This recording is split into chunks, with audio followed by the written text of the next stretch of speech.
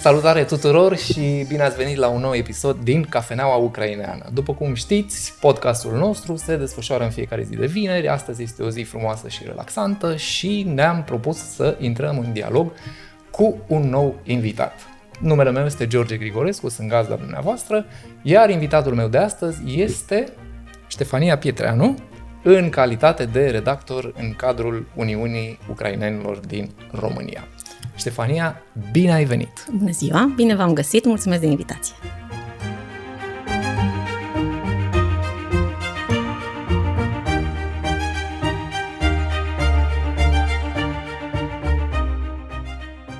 Ștefania, spune-mi așa, am avut înainte de podcast câteva discuții și mi-ai spus că te-ai născut la țară și ai crescut la țară și că preferi încă viața de la sat, să spun așa, în locul urbanizării și lucruri de genul ăsta. Ce anume din copilăria ta te însoțește și astăzi? Din copilărie, în afară de, pe lângă educația pe care mi-au oferit-o părinții și bunicii mei, sunt momentele alături de bunicii mei special. Așa, la fiecare etapă a vieții mele simt amprenta copilăriei mele. De-a lungul timpului am simțit-o și continui să o simt. Apusurile de toamnă, fiind o fire mai visătoare, apusurile de toamnă, fiecare apus mă duce în copilărie. Nostalgia acestor apusuri nu o să uit niciodată. Ești o firă romantică, da, înțeleg. mai visătoare, să zicem, da. Cum te-a influențat lucrul ăsta? Faptul că ai crescut la sat, nu? Da. În viața ta, în deciziile pe care le-ai luat în timp până la urmă. Conexiunea asta satului, conexiunea cu natura și credința în Dumnezeu, cred că cele trei sunt nucleul vieții mele. Nucleu și valori pe care după care m-am ghidat chiar și în viața de adult, le-am căutat și mi-au creat un echilibru și o armonie după care mă ghidez și le caut zi de zi și le urmăresc zi de zi și sper să mă definească în continuare. Pentru mine viața la sat a fost și rămâne momentul de bază al educației mele, al meu ca om. Mă definește ca om. Este o diferență mare între viața la sat și viața la oraș? Da, esența, eu simt că este la sat. Da, pe mine urbanizarea mă copleșește, mi se pare rece. Nu mă regăsesc deloc în urbanizarea asta excesivă din ultimii ani. Sunt oamenii mai distanți la oraș? Clar, mai distanți. Clar, distanțarea asta, felul lor rece, nu mai e comunicare, nu mai e apropierea dintre oameni, s-a pierdut. Suntem fiecare individualiști, nu mai este același lucru. Eu așa am resimțit, plecând din mediul rural și ajungând în mediul urban. Eu caut să mă retrag cât mai mult posibil, dar pașii vieții m-au adus. Da. Crezi că lucrurile astea au fost dintotdeauna așa sau sunt rezultatul unei evoluții sau involuții a societății în care trăim astăzi? Și nu mă refer numai la România, ci la întreaga umanitate până la urmă. Pentru că nu, stăm în social media și vedem cum lucrurile se duc în altă zonă fără să ne dăm seama. Cred că în ultimul timp a suferit un salt în direcția asta. Nu a fost așa dintotdeauna. Okay. Eu așa văd lucrurile și le resimt eu.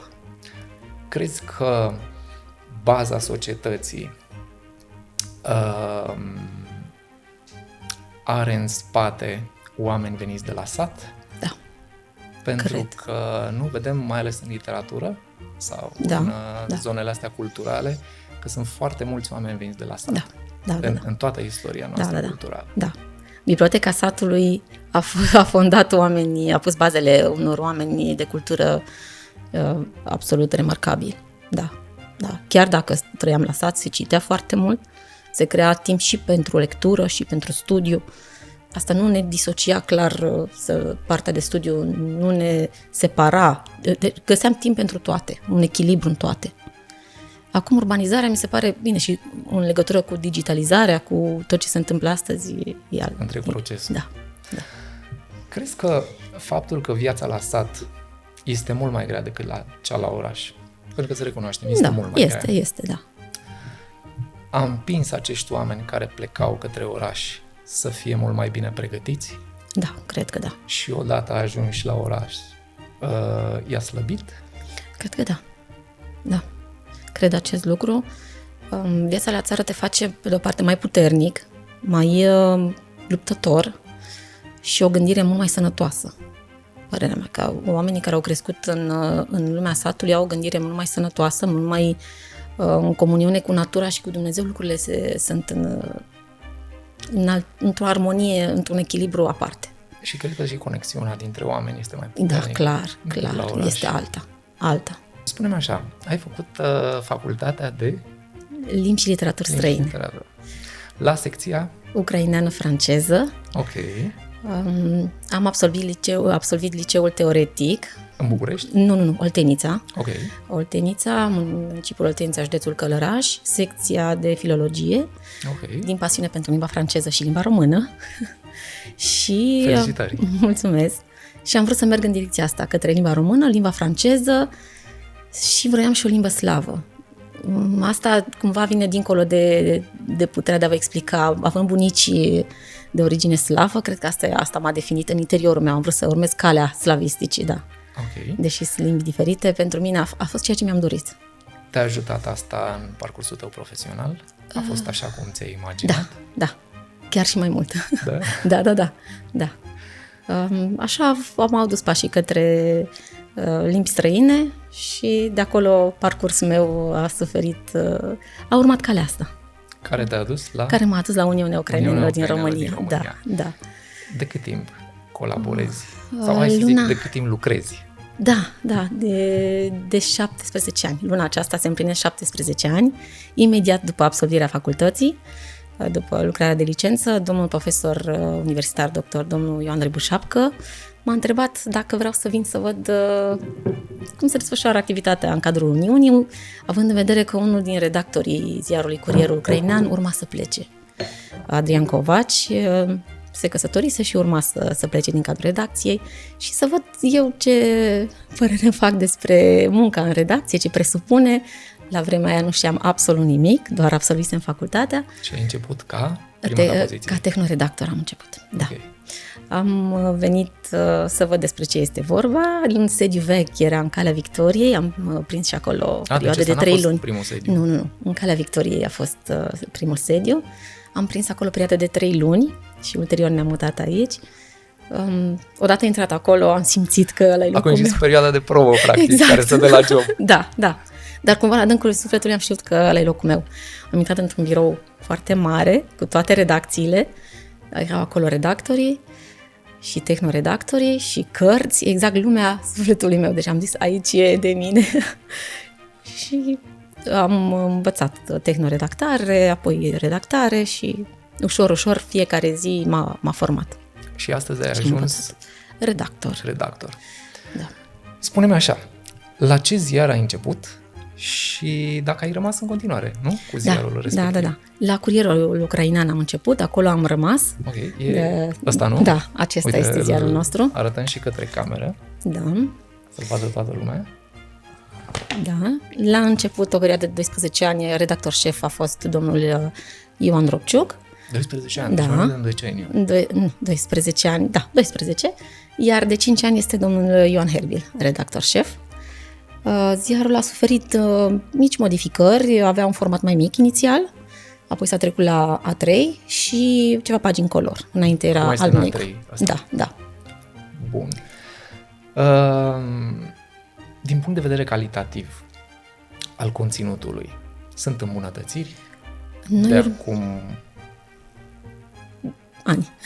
De când ai început? 17 ani, nu? Da. 17 ani? Da, pentru că ni s-au schimbat corespondenții, cred eu, și de-a lungul timpului am avut tot diferiți corespondenți, oameni care ne scriau și eu cred că urmărim de fiecare dată să avem o calitate înaltă a fiecărui articol și ne dăm silința să păstrăm ziarul pe standarde cât mai sus. Poți să-mi spui un pic despre ziar, să mi-l descrii un pic? Uite, îl pun aici. Ziarul nostru, Curierul Ucrainean. Nu că nu știi pe de rost, nu? Adică de 17 ani în viața ta oricum. Da. El abordează diferite subiecte ale vieții comunității ucrainene din România, de la subiecte sociale, învățământ, diferite subiecte, acoperim religie, acoperim o paletă largă de subiecte. Corespondenții din țară pe care îi aveți, bănuiesc că aveți corespondenți din țară. Da, din toată țara, da. Fac parte din categorii de vârstă diferite? Clar, da. Adică încercați să dați o șansă și nu numai o șansă, și un avânt tinerei generații? Da. Chiar am avut diferite poezii ale copiilor de diferite vârste. Da. Avem toate vârstele, corespondenții noștri au toate vârstele. Corespondenți, colaboratori, da. Hai să pun o întrebare așa, ușor psihologică. Dacă ar fi să descrii ziarul dintr-un singur cuvânt, înseamnă în conținut, imagine, rolul lui, care ar fi cuvântul ăla? Curierul Ucrainean. Chiar în asta mă gândeam, Curierul Ucrainean. El era chiar un brainstorming, da, să găsim. Are însăși denumirea este Curierul Ucrainean, da. Bun, deci lucrurile sunt clare, titlul nu mai poate fi schimbat. Cine va încerca să facă lucrul ăsta nu va reuși. Nu, mi-ai spus așa că încă din prima zi ai simțit o apropiere față de mediul ăsta de aici, față de comunitate, practic. Cum s-a produs ea? Cum ai reușit să ajungi să te identifici atât de bine cu această cultură până la urmă? Am găsit aici un mediu deschis, comunicativ, propice dezvoltării mele. A fost ceea ce eu cumva căutam. Și oamenii de aici, mediul de profesional, au fost de deschidere, de loialitate, de comunicare. Am învățat foarte multe lucruri, neștiind nimic, am găsit în fiecare om, am sorbit câte ceva, mi-am însușit câte ceva de la fiecare. Am găsit o comunitate în care împreună, cuvântul împreună, este ca un moto, deci mai presus decât mine, decât eu. Foarte frumos. Mi-ai spus că ai un mentor la ziar. Da. Și este doamna? Mentorul meu o întrupează pe doamna Tereza Șendroiu. Dânsa mi-a fost și îndrumător, și mamă, și prietenă, și colegă, de toate. Dânsa mi-a fost alături și momentele fericite și mai puțin fericite din viața mea, iar parcursul profesional îl datorez întru tot. Care sunt valorile pe care le-ai învățat de la această minunată doamnă de care ne spui? Cred că tot am învățat, tot. Comunicarea, apropierea, deschiderea dânsei, dorința de a mă învăța. Nu oricine ar fi luat un absolvent al facultății să-l învețe redactare, tehnoredactare. Nu oricine. A avut răbdare cu mine și mi-a explicat fiecare pas. Mai făceam și unele greșeli, mă atenționa unde greșeam, m-a învățat totul. Tot ce ține de tehnoredactare îi datorez doamnei mele dragi. Dar îmbunătățirile pe care le-ai adus tu la ziar? Nu știu dacă am adus ceva îmbunătățiri. M-am străduit tot timpul să lucrăm împreună ca și echipă, să dăm tot ce e mai bun, ca ziarul să fie acolo sus și să nu avem o calitate îndoielnică a unor materiale. Materialele sunt vin în diferite variante, manuscrise, format electronic, însă noi lucrăm la fiecare să creștem calitatea fiecărui material. Am observat că treaba asta cu echipa funcționează foarte bine în cadrul Uniunii Ucrainene. Da. Și bănuiesc că lucrul ăsta bun, contribuie și te ajută foarte mult în ceea ce faci, în general. Dar mai are un dar, acela de a absorbi anumite gafe pe care le facem. Și voiam să te întreb dacă tu ai făcut gafe la început, evident, în ceea ce privește contribuția ta la ziar. Au fost gafe, iar dacă acum am puterea să zâmbesc, atunci erau voiam să reale întreb, tragedii. da. Atunci le-am resimțit ca tragedii. Poți să ne povestești câteva? Sau măcar una? Au fost câteva, însă 2 m-au marcat. Aveam într-un articol venit de la un corespondent de la filiala Timiș, o acțiune desfășurată la Lugoj și noi am lăsat în ziar județul Timișoara. Okay. Așa a apărut tipărit, ulterior am văzut și pentru mine a fost tragic. Da, acum zâmbesc așa cumva, dar atunci m-a marcat foarte tare, mai ales că eram la început. Mi s-a părut un capăt de lume. Dar dacă astăzi ar veni un tânăr care ar lucra sub îndrumarea ta și ar face aceeași gafă, cum ai privi treaba asta? Wow, nu m-am gândit niciodată. Cred că aș fi înțelegătoare, sunt destul de tolerantă și ea spune să se străduiască, ceea ce a făcut și eu să nu mă repete. Da, okay. S-a întâmplat. Ce înseamnă pentru tine cuvântul scris? Iar aici încerc să fac o paralelă cu modul în care obișnuim să scriem în mod tradițional vis-a-vis de tot ce înseamnă tehnologia din ziua de azi, care a intrat destul de agresiv peste noi. Cum vezi lucrurile astea? Ți se pare că există o simbioză între cele două sau tehnologia cu inteligența artificială, ChatGPT, whatever, reprezintă o amenințare? Cred că mai degrabă reprezintă o alegere. Nu putem să ne dezicem complet de ceea ce se întâmplă acum. E o alegere pe care noi o vom face ca omenire în viitorul apropiat. Nu cred că puterea cuvântului o să dispară atâta timp cât există oameni care preferă să citească sau doresc să citească o carte pe hârtie sau un ziar pe hârtie. Atâta timp cât există acești oameni, nu o să dispară cuvântul scris. Și eu cred cu tărie că nu se va întâmpla în viitor apropiat. Mă uitam în ultima perioadă de câțiva ani că publicațiile tipărite au început să prindă din nou avânt. Pentru că se spunea înainte, nu, că print is dead, dar iată că oamenii încep să simtă nevoia de hârtie, de miros de tipografie, de cerneală, nu știu, de lucrurile astea care până la urmă ne dau sentimentul că suntem vii. Da, întocmai. Mi-ai spus așa că valorile spirituale sunt singurele care ne mai pot salva sufletul. De ce mi-ai spus asta? Și care sunt valorile tale? Valorile mele în sensul spirituale. Ăsta mă refer, evident. Cred în puterea credinței, iar la baza educației mele asta a stat și asta încerc să implementez și eu copiilor mei. Valorile spirituale mă definesc ca om și mă însoțesc peste tot. Fără o bază în acest sens, nu cred că aș fi ajuns omul adultul de astăzi. Ai întâlnit în cadrul Uniunii ucrainenilor din România valorile astea de care mi-ai spus? Da, altfel n-aș fi rămas aici, altfel m-aș fi dezvoltat în acest mediu. Da, într-un totul le-am regăsit. Le identifici până la urmă. Le-am regăsit, da, și m-am regăsit aici, da. Mi-ai spus că ești mama a 2 copii. Da. Felicitări, să-ți trăiască. Mulțumesc. Cum îmbini viața de familie cu viața de muncă, cu viața socială, cu lucrurile astea care nu devin din ce în ce mai provocatoare în viața noastră și în viața oricărui părinte până la urmă?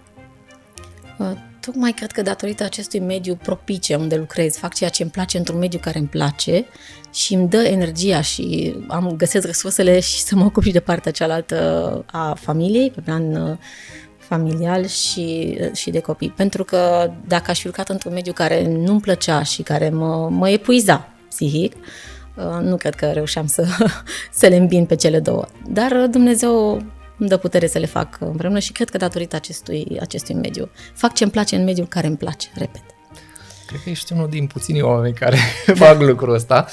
Mi s-a mai spus și eu asta îi mulțumesc Dumnezeului pentru acest lucru în fiecare zi. Ești genul de persoană care duce munca acasă sau pune limite? Sunt anumite bariere pe care le setezi? Au fost situații când a trebuit să plecam încărcată cum fac mâine la acel material dar găseam cumva un echilibru între cele două. Da, uneori mai plec, recunosc, cu gândul cum facem acolo sau cum paginăm sau cum combinăm materialele pe subiecte. Iar asta pentru că îmi imaginez că serviciul a devenit un stil de viață pentru tine și atunci te identifici cu el și lucrul ăsta devine o normalitate. Da, întru totul, da. Ți-ai educat copiii în stilul ăsta? Da. Să-și iubească meseria? Da. Nu de puține ori le povestesc acest parcurs al meu și cât de norocoasă sunt că am un serviciu pe care mi l-am dorit dintotdeauna. Și ei văd lucrul ăsta pe felul meu de a-mi exprima când le povestesc despre asta.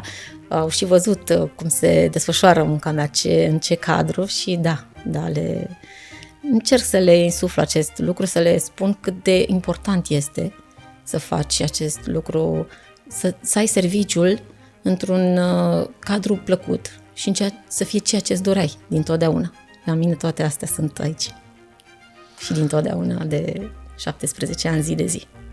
Crezi că oamenii influențează prin comportamentul lor în undă? În ideea în care, în momentul în care facem bine, binele se propagă? Dar și dacă facem rău, răul se propagă mai departe? Da. Eu, din fericire, am o parte numai de unduiri pozitive, să zic așa, da. Da, se vede asta în comportament, se vede în tot ceea ce face individul mai departe, în ceea ce primește, ceea ce dă. Mă uit la tine și văd așa o fire calmă și emoțională, nu neapărat emotivă. Pentru că, uite, am mai discutat și cu invitații din episoadele anterioare. Cu Fabian mi se pare că vorbeam lucrul ăsta și spuneam că emoțiile sunt constructive până la urmă. Și voiam să te întreb dacă lucrul ăsta te-a ajutat sau, din contră, dacă a fost un impediment în activitatea ta profesională. Mă refer în lucrul la ziar. Faptul că sunt o fire calmă, da, m-a ajutat, pentru că munca de redactor presupune să buchisești, să lucrezi cu dicționarul, cu Dexul, cu domul în față. Apar schimbări de ultimă oră? Da, apar și schimbări de ultimă oră, clar, da. Și cum spuneam, calmul acesta, răbdarea, astea sunt necesare unui redactor, dar și ochiul și spiritul ușor critic, pe care mi l-am dezvoltat în timp, nu l-aveam, și l-am dezvoltat în timp. Calmul și răbdarea sunt necesare unui redactor în această muncă, muncă aplicată pe text. E nevoie de foarte multă răbdare. Ești perfecționistă? Da. Cât privește despre faptul că sunt și o fire emotivă, asta m-a făcut să dau să fac un pas în spate. Am înțeles, să stai mai mult în culise. Da, dar conștientizez acum lucrurile astea. Înainte nu cred că le vedeam așa. Spune-mi un moment care îți place cel mai mult din activitatea ta de zi cu zi. Ce-ți place să faci cel mai mult într-o zi de lucru? Totul îmi place. Okay. Totul îmi place. Nu am un moment anume al zilei, momentul în care am ajuns la serviciu să aștept să fac ceva anume sau să-mi displacă ceva anume. Nu. Intervin tot felul de schimbări, schimbări de materiale, schimbări de teme, dar le iau cu plăcere. Sunt lucruri care sunt normale și tot ce fac îmi place. Fiecare material care vine e o provocare pentru noi în redacție. E ceva normal și nu o văd ca pe o povară. Care este relația dintre Curierul Ucrainean și celelalte publicații de sub egida Uniunii Ucrainelor din România? Care este relația dintre ele? Da, cum vă raportați la celelalte publicații? Ziarul nostru, Curierul Ucrainean, este în limba română Și noi publicăm inclusiv din agenda deputatului, avem comunicate, avem din domeniul învățământului, din viața comunității, știri, din toată activitatea Uniunii Ucrainelor din România, toate filialele, organizări, tuturor evenimentelor. Încercăm să cuprindem din toate aspectele comunității ucrainene. Vă susțineți între voi sau este o competiție? Nu, este o susținere, este așa e o echipă, cum spuneam, o echipă faină și o comunicare faină interdepartamentală, să zic așa, între noi redacțiile, clar, există o susținere, nu a fost niciodată problemă. Cu atât mai mult că noi suntem în limba română singuri, care dăm știrile în limba română. Avem știrile și materiale în limba română. Uite, asta n-am știut despre publicații. Da. Dacă ar fi să scrii o scrisoare către Ștefania din anul 2008, deci de la începutul tău, ce îi scrie? Nu știu dacă i-aș scrie ceva, cât mai degrabă i-aș lăsa un mesaj, transmite un mesaj, să fiu mai încrezătoare și mai curajoasă. Deseori am stat un pic așa în cumpănă și nu trebuia, dar și din viața personală și sub toate aspectele. Trebuia să fiu puțin mai curajoasă. Sunt lucruri pe care le-ai învățat la job și care țin de dezvoltarea ta personală și pe care le-ai adaptat și acasă? Da. Adică exact ce mi-ai spus adineauri, că uneori preferai să stai un pic în spate, alteori ai fost nevoită să faci un pas în față. Da. Ai dus lucrurile astea și acasă? Ai adaptat la contextul de acasă?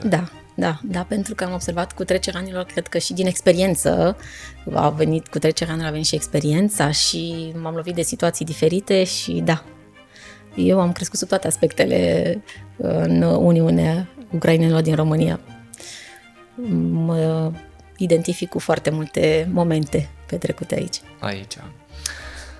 O să încheiem podcastul nostru cu o ultimă întrebare și aș vrea să te întreb așa.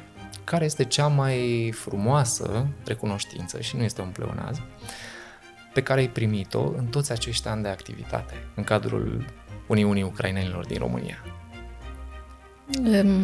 Recunoștință. Am primit de-a lungul timpului din partea colaboratorilor și din partea corespondenților numeroase scrisori în care ne mulțumeau pentru publicarea materialelor, pentru faptul că am schimbat materialul, adică l-am ridicat la un nivel. Oamenii scriu de diferite factori și noi îl ridicăm, să zicem, materialul, îi dăm o față foarte frumoasă și oamenii ne mulțumeau foarte mult. Sunt scrisori pe care le păstrez de ale colaboratorilor și acum în portofoliul redacției. Scrisori fizice? Da. Ok. Da. Simți că ai influențat vieți din cadrul comunității ucrainene prin ceea ce scrieți voi? Mi-ar plăcea să cred că da. Cum spuneam, avem corespondenți și de vârste mai înaintate care aproape zilnic mă sună și cu care povestim lucruri de ani de zile și care mulțumesc pentru ceea ce am făcut și mi se pare că da, într-o oarecare măsură pot să spun că da. Ai putea să adresezi un mesaj către tânăra generație care și-ar dori să înceapă o carieră așa cum o ai tu? Și cu asta încheiem podcastul nostru într-o notă optimistă. Să fie acolo unde ar vrea să fie. Deci să-și găsească locul.